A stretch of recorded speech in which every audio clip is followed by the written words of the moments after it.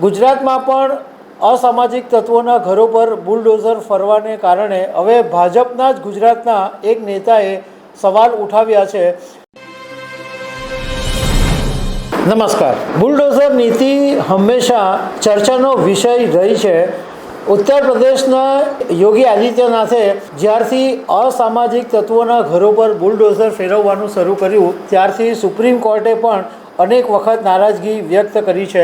ગુજરાતમાં પણ અસામાજિક તત્વોના ઘરો પર બુલડોઝર ફરવાને કારણે હવે ભાજપના જ ગુજરાતના એક નેતાએ સવાલ ઉઠાવ્યા છે અને એક્સ પ્લેટફોર્મ ઉપર આ વાત કરી છે કે આવી રીતના અસામાજિક તત્વોના ઘરો પર બુલડોઝર ફેરવી દેવું એ વાત યોગ્ય નથી। તો આના વિશે તમારી સાથે વાત કરીશ। મારું નામ રાજેશ શાહ છે અને તમે જોઈ રહ્યા છો ગુજરાતના સૌથી મોટા ડિજિટલ ન્યૂઝ પ્લેટફોર્મ ખબરછે.com। ઉત્તર પ્રદેશના મુખ્યમંત્રી યોગી આદિત્યનાથે આ શરૂ કરેલું છે કે કોઈ પણ ગુનાહિત વ્યક્તિ હોય, કોઈ અસામાજિક તત્વો હોય તો એની સામે કંઈ પણ વાત સામે આવે તો એના ઘર ઉપર એના પરિવારોના ઘરો પર બુલડોઝર ફેરવી દેવામાં આવે છે અને આ ઉત્તર પ્રદેશથી શરૂ થયેલી જે વાયકા છે એ મધ્યપ્રદેશ, ગુજરાત બધે જ લાગુ પડે છે।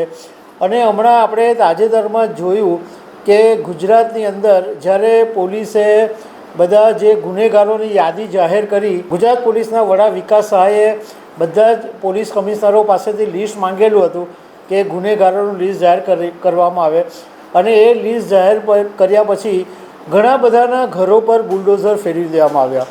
હવે અમરેલીના ભાજપના દિગ્ગજ નેતા ડૉક્ટર ભરત કાનાબારે પોતે એક ટ્વીટ કરીને આ વાતનો વિરોધ કર્યો છે અને એમણે સૌથી પહેલાં ઉપર એક સેન્ટન્સ લખ્યું છે, bulldozer justice is no justice.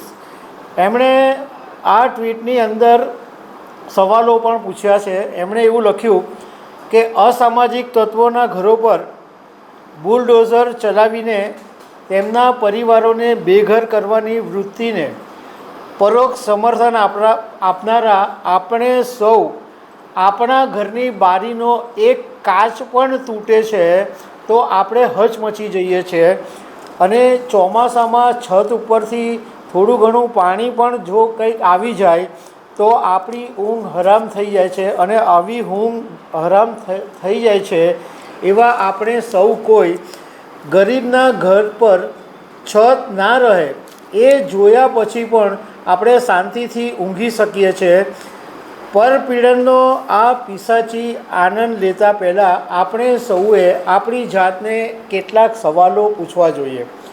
Doctor ભરત કાનાબારે કીધું છે કે પરિવારના કોઈ વ્યક્તિ ગુનેગાર હોય એના માટે સમગ્ર પરિવારને બેઘર કરીને સજા આપવું એ કેટલું વ્યાજબી કહેવાય।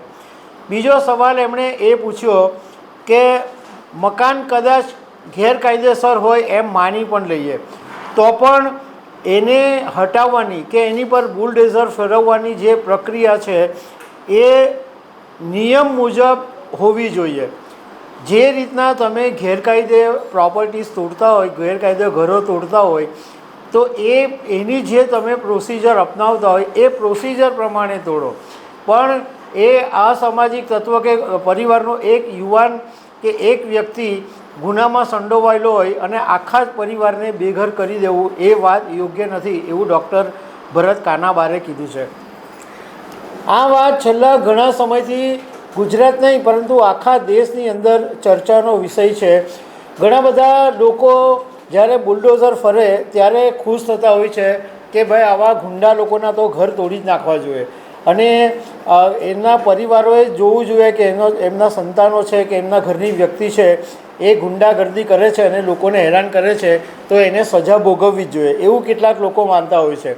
પરંતુ એની સામે ડૉક્ટર ભરત કાનાબાર જેવા અનેક લોકો છે, ઇવન સુપ્રીમ કોર્ટે પણ સવાલ ઉઠાવ્યા છે કે આ વાત ખોટી છે કે કોઈ એક વ્યક્તિના ગુનાને કારણે તમે આખા પરિવારને બેઘર કરી નાખો એ વાત યોગ્ય નથી।